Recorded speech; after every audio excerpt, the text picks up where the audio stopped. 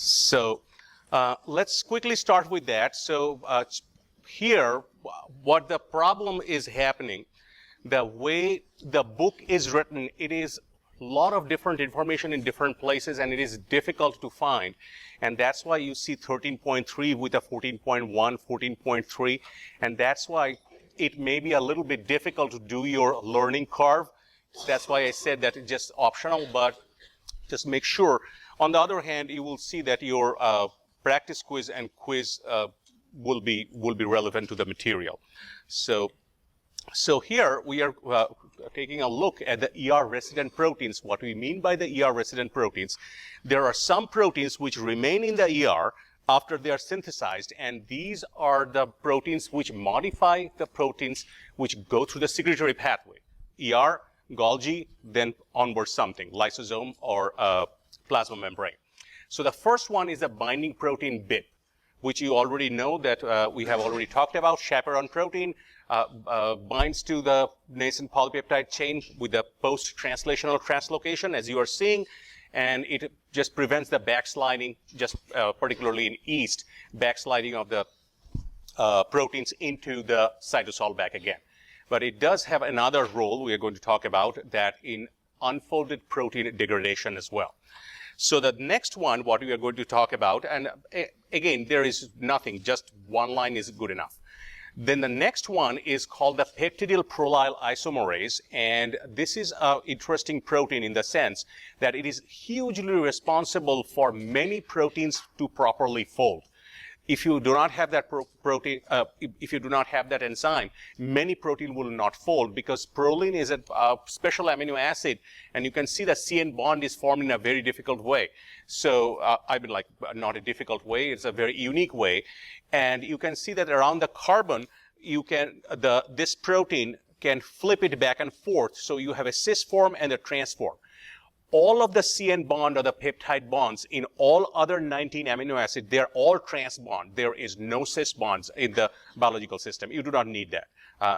But here, what happens that you can see that here it is flipped upward, here it is upward, here it is backward in the trans form, and this is a normal form. But there are lots of these cis form of proline which are present in the biological molecule. So very, very important enzyme, PPI or peptidyl prolyl isomerase. That's all you need.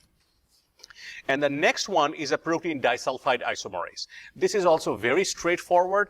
This forms the disulfide bonds in the nascent polypeptide chain that is coming into the ER. And it carries the disulfide bonds in the oxidized form, and it just transferred those disulfide bonds to the protein, and it gets reduced.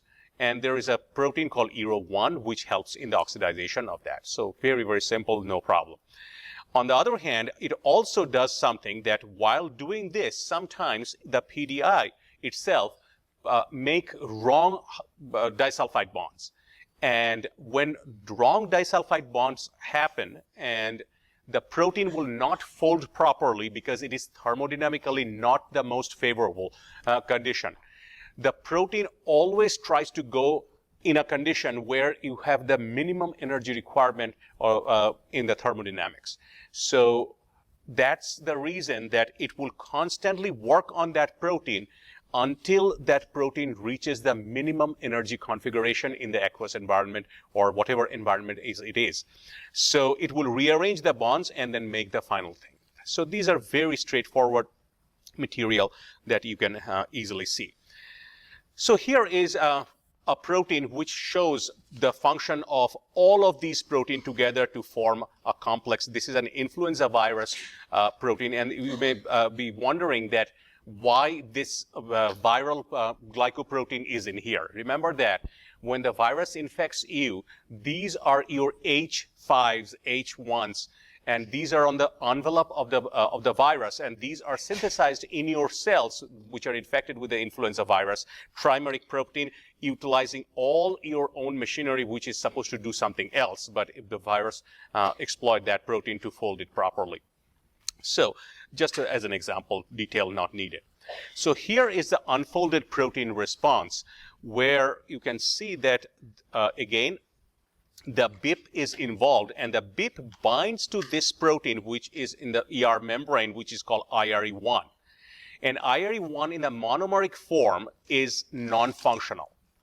But what happens that if there are some unfolded protein problem, proteins are not folding properly and just behaving erratically in the environment, like energetically not most favorable condition, BIP will go and bind to them. So as BIP leaves IRE1, this IRE1 is an endonuclease, it dimerizes. And then what happens that in the cytosol, you have an unspliced mRNA of HAC1. Remember that it is an unusual mRNA. Most of the mRNA that is going out of the nucleus are pre-spliced in the nucleus. This is an unusual mRNA. There are some which is spliced into the cytosol, which is not a lot of not a lot of mRNA gets spliced in the cytosol. So one, it gets spliced by the HAC1 mRNA gets spliced by the IRE1. It can translate into transcription factor, which will make different proteins for the degradation pathway. So how exactly the protein gets out, it finally gets degraded in the proteasome, that we know. But how exactly it crosses the ER membrane, that's still not very clear. So that's the overall process. So that is done by the BIP as well. So the most important part that the most of the talk that we are going to talk about is the glycosyl transferases, or the GTs. Why it is so important? Because all the proteins pretty much, I mean, like, I don't think that there is an exception. You can try to find out. But in the secretory pathway, no matter whether it goes inside the cell or secreted out of the cell, inside the cell means lysosome, all the proteins are glycosylated. There is probably not a single protein which is not glycosylated. So that's why it is very important. And when we talk about glycosyl transferase, it's a whole different types of enzyme. There are specific ones that we are going to talk about, and it is a generic, so glycosyl transferase is a generic name. So how this glycosylation in the protein works. So protein does have a motif, which is this asparagine, then you have an X, means any amino acid, and then it could be a serine or threonine. If you have that signal, this asparagine is the residue where the glycosylation happens. So this is the motif. And you can see that here you have N-acetyl-glucosamine, then you have mannose and glucose residues in there. So that's just an overview of that. So here is a complicated slide that how the synthesis is happening. And again, just an overview of that process. So in this process, there is a lipid called dolicol phosphate. It's already phosphorylated. It is a lipid present in the membrane, which is phosphate end towards the cytosol. So here what happens, first, UDP, which is an uridine diphosphate. So you have a pentose ring, you have one carbon with an uridine attached with a glucosamine. So that's your uridine diphosphate, which is, well, it's right here, what I was talking about. So it's like right here, uridine diphosphate. It brings the sugar. While bringing the sugar, first it transfers a pyrophosphate bond and then transfers the first glucosamine, and it is done UMP, released out because it transferred the phosphate here. The next step, what happens is that UDP just brings the sugar added top of that. See that here it is not adding any phosphate. That's why UDP remains UDP. There is no loss of the phosphate. The first time, it is a loss of one phosphate because it delivered one phosphate for pyrophosphate bond to dolicol phosphate. Then, step by step, these GDPs bring in mannose, and you can see that there are many mannose. You have 5 of them. Once 5 mannose are added, this whole dolicol phosphate flips into the membrane. And again, remember that this needs flippase, and this is an energy-dependent process, so it flips inside. Now, on the other hand, there is more dolicol phosphate on the outside, and this brings more GDP, and the number of GDP here now it is increased to 1, 2, 3, 4, 5, 6, 7, 8, 9 mannose. And once 9 mannose are added, UDP brings in glucose, and they are all sequentially added to up to 3 glucose. So you have 2 N-acetyl-glucosamine, 9 mannose, and 3-glucose. That's your N-linked glycosylation. And again, remember that why we call it N-linked, because of the asparagine, it is N, and that's the reason we call it as a N-linked glycosylation. So here is another picture of that same thing. This is already flipped inside, and you can see that this is the motif where it is glycosylated. So there are some trimming of those peptides, not the peptides, the carbohydrates happen. So you can see that all the 3-glucose residues are removed and 1 mannose residues is removed. So why this is removed? If this is not removed, this protein will not be transported to the Golgi. So that's one of the signals that we are going to see in a second. So here is the same picture of the last one. It's sequential removal of that. You can see right here, you have the 3-glucose and these 2 mannose. Those are removed here. So now we are looking at, from the ER, we are moving towards the Golgi.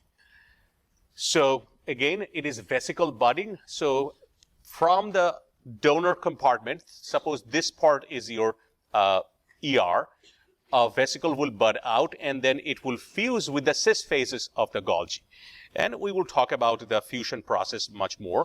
But the cis phase is the entry, means all the vesicles which are budding out of the endoplasmic reticulum is going to fuse with this. Then they are going to move through the Golgi. Now remember that the movement of the Golgi does not mean that it just moves from here to here. It is really compartmentalized. Most of the time, once the compartmentalized protein get modified, it buds off from the side and goes to the next stack. Buds off from the side, then goes to the next stack. That happens on each side as well. And then finally, it's transferred towards the transphase from where it buds off. And we will go to talk about mainly 2 pathways. One is going to the lysosome, another is going to the plasma membrane. So this is the overview of that. So just another picture, the Golgi stacks. Now here we talked about these N-linked oligosaccharides, which are processed. What we are going to see that there are 2 types. One is called a high mannose type, where you have this N-acetylglucosamine and this mannose. We are not going to talk much about these. On the other hand, here what you are seeing that you have N-acetylglucosamine with the mannose, and then you have the galactose, a sialic acid. These are the modifications which happens in the Golgi.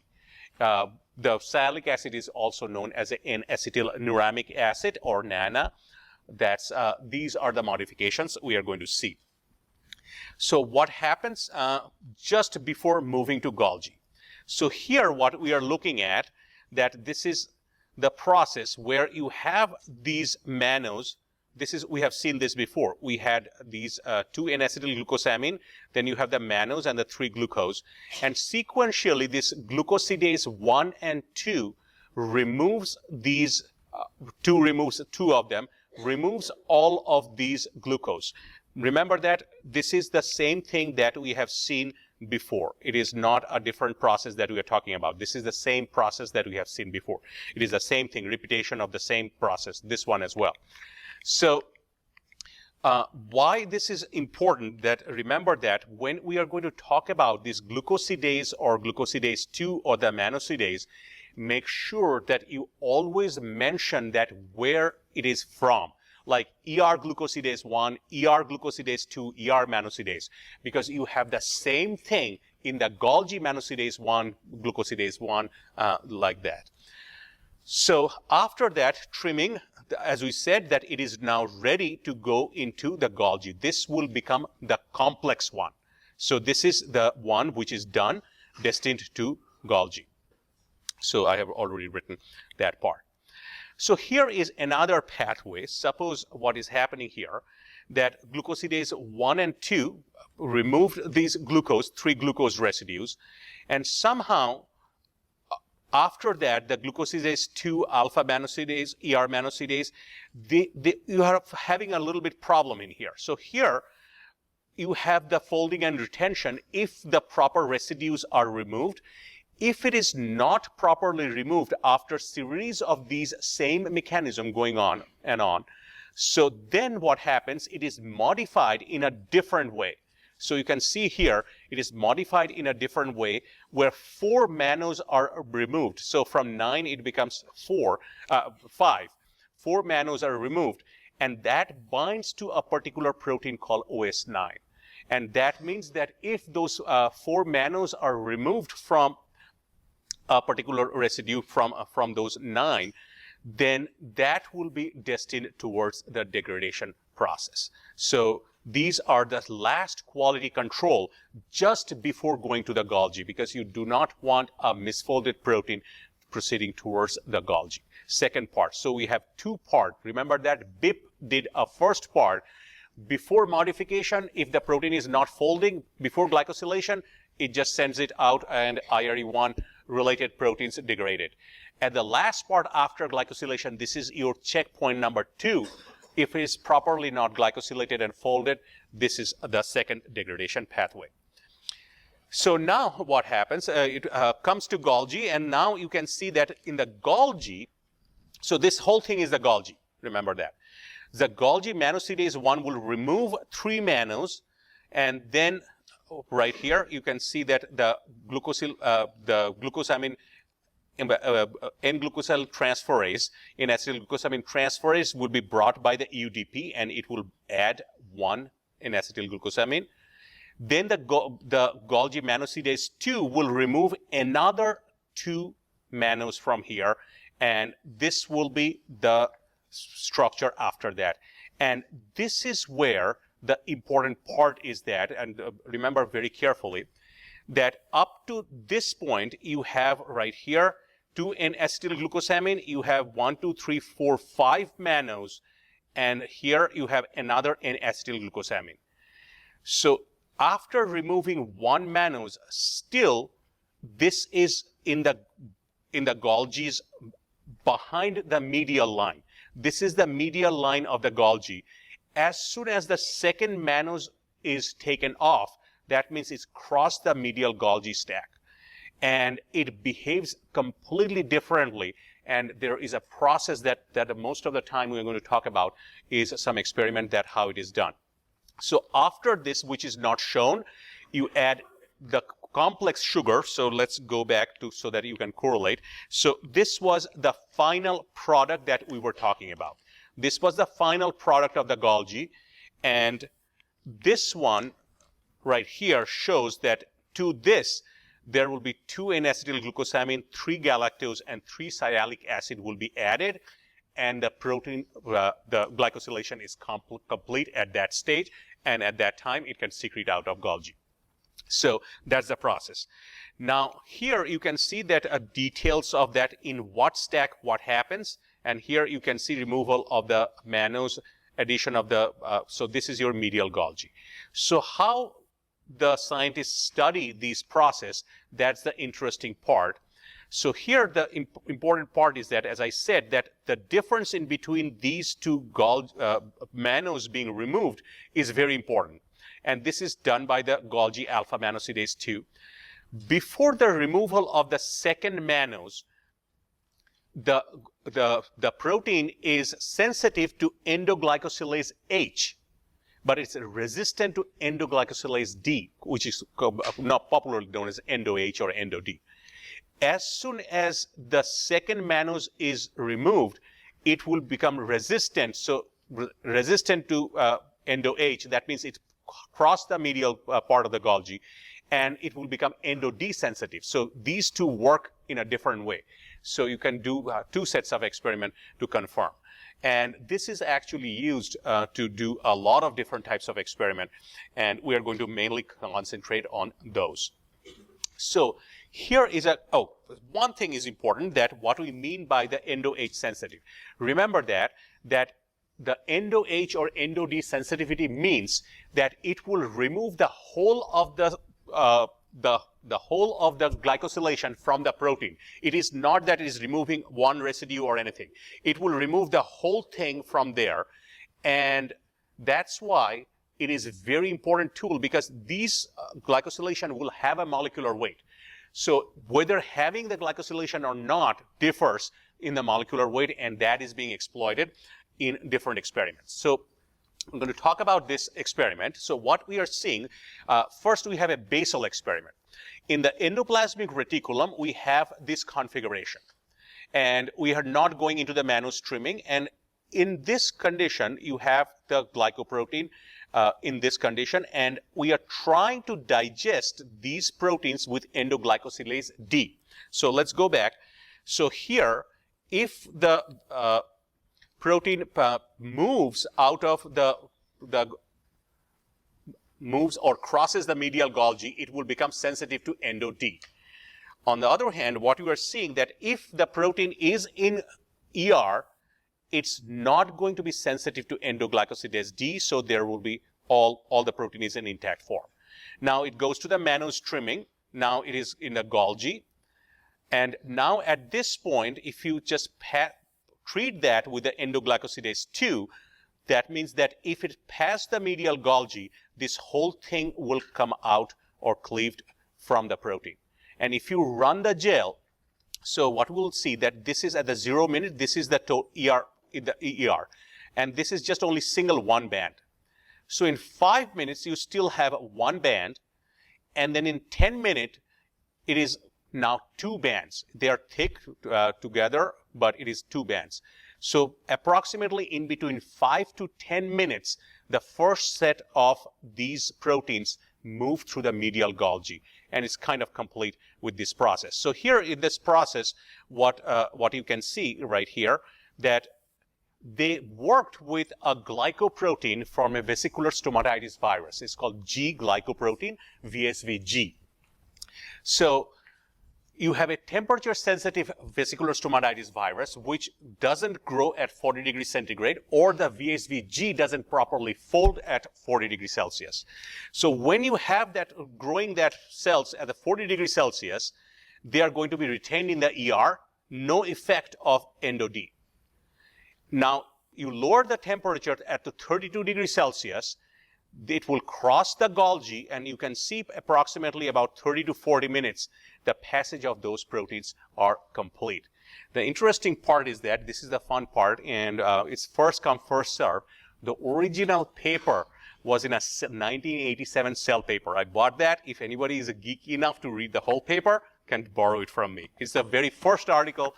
It's a 1987 volume 50. It was just across my office. That's why it's like, okay, all right, let's grab this. So this whole paper is in there. It's a big paper, and you can see here that this is the picture that is in here, and this shows the double band much more clearly than the book. So you can easily take this and take a look at how they did these experiments.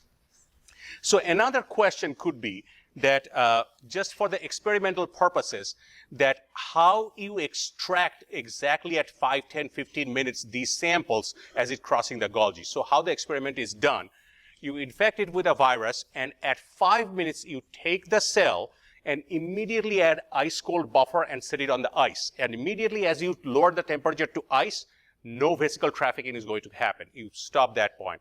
And then all throughout in the cold, you just break the cells up, you make the microsomal fraction the same way, density gradient microsomal fraction. Those microsomal fraction are run by this. And when you infect it with a virus, it was added with a 35S methionine so that the proteins would be labeled. And they were immunoprecipitated by an anti-VSV-G antibody. So this is a VSV-G glycoprotein.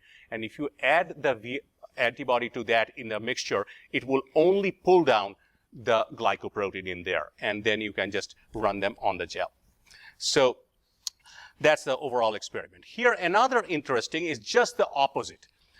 Here, you assess the movement of glycoprotein through the ER and the Golgi. Here, it is endo-H. Remember that, if we just go back a little bit, before it moves out of the Golgi, it is sensitive. Out of the medial Golgi, before that, it is sensitive. After crossing, it becomes resistant. Exactly opposite to endo-D. So if we just take a look at this experiment, 15 minutes, you can see that this band is right there, a higher molecular weight band on the SDS page, and here you have a lower molecular weight.